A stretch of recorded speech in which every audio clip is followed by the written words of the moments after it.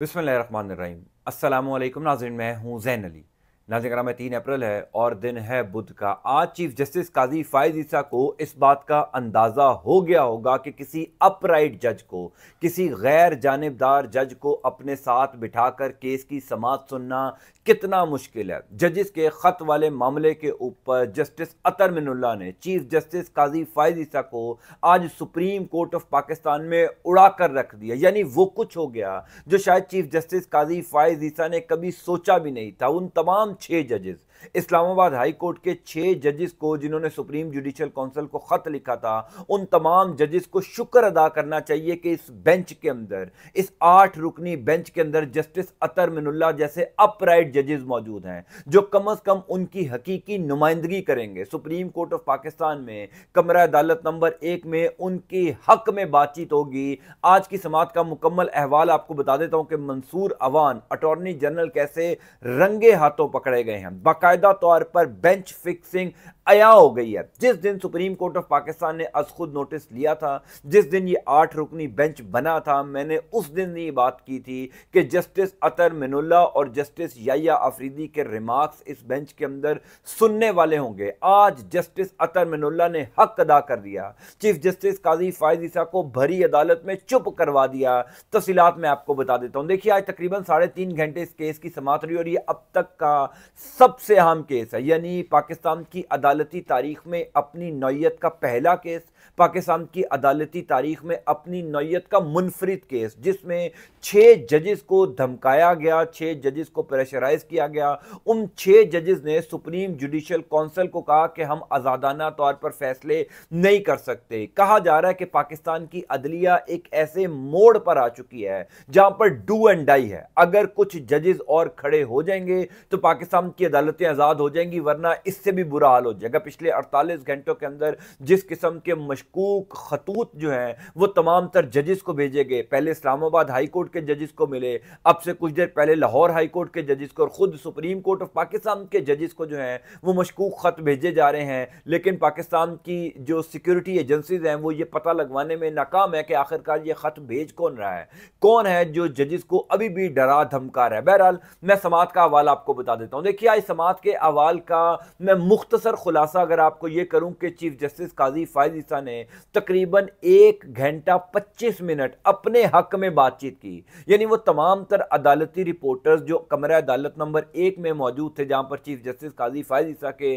Cases की समाअत होती है, कमरा अदालत नंबर 1 जो है सुप्रीम कोर्ट ऑफ पाकिस्तान का, वो चीफ जस्टिस के लिए मुख्तस होता है। उस कमरा अदालत के अंदर चीफ जस्टिस काजी फ़ाइज़ ईसा की इस अहम तरीन केस की समाअत सुनने वाले तमाम तर अदालती रिपोर्टर्स ने यह बताया है कि 1 घंटा 25 मिनट पहले जस्टिस काजी फ़ाइज़ ईसा ने तकरीर की, और वो तकरीर भी अपने हक में थी, अपने लिए थी। मैंने ये किया, मेरी कारकर्दगी ये, मेरी कोर्ट ये, मेरी अदालत ये। यानी 1 घंटा 25 मिनट अपने हक में दलाइल देने के बाद जब चीफ जस्टिस काजी फ़ाइज़ ईसा साहब खामोश हुए तो 2 मिनट की गुफ्तगू जस्टिस अतर मिनुल्लाह ने की। वो 2 मिनट की गुफ्तगू जस्टिस काजी फ़ाइज़ ईसा के 1 घंटा 25 मिनट की गुफ्तगू के ऊपर भारी थी, क्योंकि जस्टिस अतर मिनुल्लाह ने अटॉर्नी जनरल मंसूर अवान को मुखातिब करते हुए कहा कि आप प्रिटेंड कर रहे हैं कि आपको कुछ नहीं पता, हालांकि आपको सब कुछ पता है कि कौन क्या करवा रहा है, किसके थ्रू करवा रहा है, कौन प्रेशराइज हो रहा है। यानी जस्टिस अतर मिनुल्लाह ने जई तई फेर दी। जस्टिस अतर मिनुल्लाह ने जस्टिस काजी फ़ाइज़ ईसा का पूरा प्लान तहस नहस कर दिया। उसके ऊपर जस्टिस काजी फ़ाइज़ ईसा दौराने जो रिमार्क्स थे अतर मिनुल्लाह साहब के, उनको टोकते रहे, उनको खामोश करवाते रहे, और ये कहा कि मुझे आप बात करने दें, क्योंकि ऐसा लग रहा है कि ये मैं जो है वो प्रेशराइज कर रहा हूं। क्योंकि जिस पर जस्टिस अतर मिनुल्लाह ने शुरू बात इस तरह से की थी कि माजी में भी सियासी इंजीनियरिंग होती रही है, अब भी सियासी इंजीनियरिंग हो रही है। भरी अदालत में उन्होंने इतराफ किया कि यह अदालत भी सियासी इंजीनियरिंग में मुलव्विस है या इस्तेमाल होती रही है। यानी ये एक बहुत तहलका खेज रिमार्क्स थे जस्टिस अतर मिनुल्लाह साहब के तमाम तर जजेस की मौजूदगी में, जिस पर जस्टिस काजी फ़ाइज़ ईसा ने उनको टोका कि नहीं नहीं, ये चूंकि मेरे मुतलका बात हो रही है लिहाजा मुझे बात करने दीजिए। लेकिन जस्टिस अतर मिनुल्लाह ने अपनी गुफ्तगू जारी रखी। जस्टिस अतर मिनुल्लाह ने कहा कि सर जरा 2 मिनट रुकें, मुझे बात करने दें। अतर मिनुल्लाह साहब ने फिर जो मंसूर अवान के साथ किया वो जबरदस्त काम था। मंसूर अवान को उन्होंने ये कहा कि हम यहां पर ऑर्डर देते हैं, आपकी हुकूमत जो है वो एग्जेक्टिव्स के थ्रू फैसले करके सुप्रीम कोर्ट ऑफ पाकिस्तान के फैसलों को रोनती है। बदकिस्मती ये है कि हमारे साथी जजेस भी इसके ऊपर बात नहीं करते। यानी उन्होंने भिगो भिगो कर जस्टिस काजी फायज ईसा को भिगो भिगो कर मारा है। और जस्टिस अतर मिनुल्लाह का माजी ये बताता है कि वो इस तरीके के रिमार्क्स, इस तरीके के फैसले देने में शोहरत रखते हैं। यानी जब वो chief justice Islamabad high court थे, मुझे याद है कि मैं इमरान, रियाज खान और अरशद शरीफ साहब के केस के अंदर उनके साथ पेश होता था। मैंने उस टाइम उनके रिमार्क्स सुने हुए हैं। वो कमाल आदमी है, दबंग आदमी है। वही वो जज हैं जिन्होंने इमरान, रियाज खान और अरशद शरीफ साहब के कई केसेस में उनको जो है वो जमानत दी थी, लेकिन उसके बाद जो कुछ हुआ वो आपने देख लिया। बहरहाल इंपॉर्टेंट बात यह है कि आज का जो मैच था उसके हीरो जस्टिस अतर मिनुल्लाह साहब हैं। अतर मिनुल्लाह ने आज का मैच जीत लिया है। जस्टिस काजी फायज ईसा साहब ने एक और बड़ा काम जो है वो आज दिखाया। जब भी कोई और जज बात करने लगता, जस्टिस काजी फायज ईसा साहब उसको रोक देते। और आज तो मंसूर अवान साहब जो हैं वो रंगे हाथों पकड़े गए, क्योंकि ये नशरियात लाइव टीवी के ऊपर दिखाई जा रही थी। तो मंसूर अवान साहब खड़े हुए थे, जो अटॉर्नी जनरल है, वफाकी हुकूमत की नुमाइंदगी कर रहे थे। उनके साथ खड़े हुए थे सुप्रीम कोर्ट बार के नुमाइंदे। जब जस्टिस अतर मिनुल्लाह ने मंसूर अवान की बेइज्जती शुरू की कि आप पहले फैक्ट्स लेकर आए, पहले आप किसी कंक्लूजन पर पहुंच गए, क्योंकि मंसूर अवान साहब जो हैं वो चीफ जस्टिस काजी फायज ईसा के उस रेफरेंस का हवाला दे रहे थे जो इमरान खान की हुकूमत ने काजी फायज ईसा के खिलाफ लिखा था। और आप सब जानते हैं कि काजी फायज ईसा के ये मामला कितने दिल के करीब है। जब भी कोई इमरान खान के मुखालिफ अदालत के अंदर बात करता है तो काजी फायज ईसा खुशी से निढाल हो जाते हैं, खुशी से झूमते हैं कि ये तो मेरे मतलब की बात हुई। आज मंसूर अवान साहब ने भी ये बात शुरू की कि जनाब आपके खिलाफ जो है एक रेफरेंस लिखा गया, उस रेफरेंस के अंदर आपकी अहलिया ने शहजाद अकबर जो उस टाइम के मुशीर दाखिला थे और उस टाइम के DGISI lieutenant general Faiz Hamid को नामजद किया, लेकिन इंक्वायरी क्या हुई, क्या उसकी फाइंडिंग है, क्या उसके ऊपर उस टाइम की हुकूमत ने किया, जिसके ऊपर जस्टिस अतर मिनुल्लाह ने जबरदस्त जवाब दिया। उन्होंने कहा कि उसके बाद तो आपकी हुकूमत आई थी, यानी 16 माह आपके वजीर आजम थे शहबाज शरीफ साहब। उस हुकूमत में उस रेफरेंस के खिलाफ क्या किया गया? क्या आपने उस रेफरेंस के ऊपर कोई कार्रवाई की?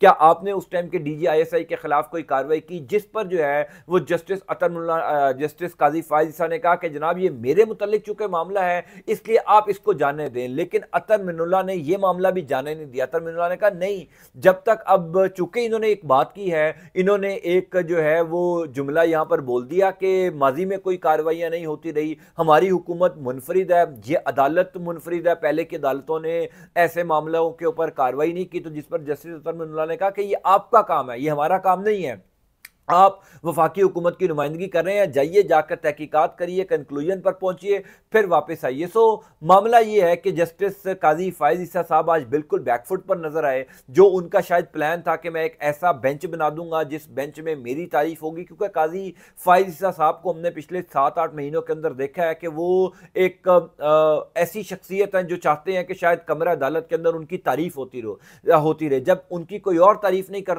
रहा होता तो वो अपनी तारीफ करना शुरू कर देते। और आज भी ऐसा ही हुआ।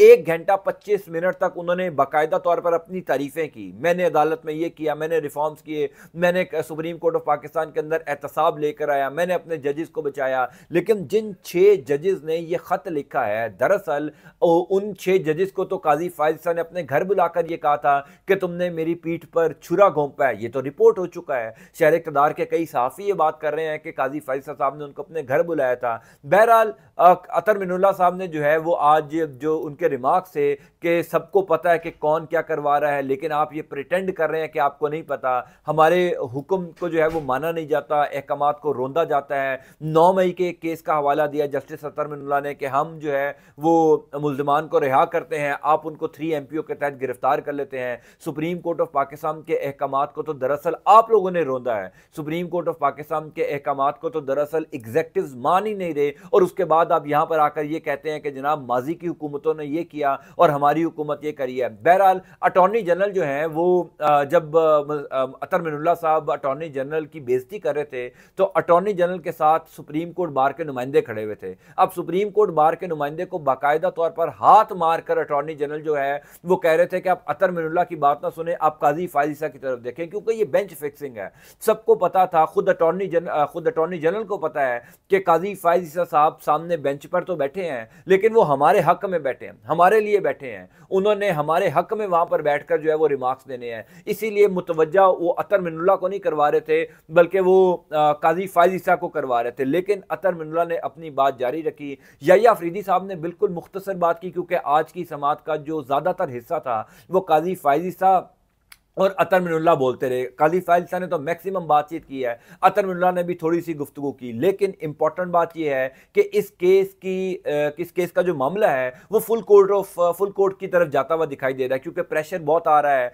लाहौर बार एसोसिएशन की नुमाइंदगी कर रहे थे हामिद खान साहब, वो भी पेश हुए, उन्होंने भी बाकायदा तौर पर यह मुतालबा किया कि फुल कोर्ट बेंच बनना चाहिए। पाकिस्तान तहरीक इंसाफ मुतालबा कर रही है फुल कोर्ट बेंच बनना चाहिए। अब एक इंटरेस्टिंग बात यह है कि इस केस की समाअत 27 दिन बाद डाली है, यानी 28 या अभी तारीख नहीं दी, 28 या 29 अप्रैल को इस केस की अब समाअत होगी, क्योंकि ईद भी है और जजिस की जानिब से यह भी कहा गया कि ईद की छुट्टियां हैं, ईद के बाद जब दोबारा अदालत लगेगी तो उस पर जो है वो इस केस को फिक्स किया जाएगा। लेकिन ऐन मुमकिन है कि मामला फुल कोर्ट की तरफ चला जाए। अगर फुल कोर्ट की तरफ चला जाता है फिर तो उन 6 जजेस को कामयाब होने से, उन 6 जजेस को जीतने से कोई नहीं रोक सकता। अलबत्ता ये जो 8 रुकनी बेंच वाला मामला है इसके ऊपर बेंच फिक्सिंग जरूर नजर आ रही है, क्योंकि चीफ जस्टिस काजी फाइज ईसा के ग्रुप के लोग जो इस बेंच का हिस्सा हैं वो तो आज खामोश रहे हैं, क्योंकि उनको पता था कि काजी साहब बोल रहे हैं, काजी साहब बात कर रहे हैं और वो ही उनकी भी नुमाइंदगी कर रहे हैं, लिहाजा उन्होंने ज्यादा बातचीत नहीं की। वो लोग जो काजी साहब के ग्रुप का हिस्सा नहीं है, जिसमें याह्या अफरीदी हैं, आयशा मलिक साहब हैं, अतर मिनुल्लाह साहब हैं, वो बहरहाल दबंग गुफ्तगू जारी रखेंगे, उनके रिमार्क सुनने वाले होंगे। बहरहाल इंटरेस्टिंग समाअत थी, मैं आपको इस समाअत का अहवाल मजीद भी बताता जाऊंगा। अल्लाह ताला आपका आपके खाना कामिल नासिर हो। अंटिल नेक्स्ट टाइम, अल्लाह हाफ़िज़।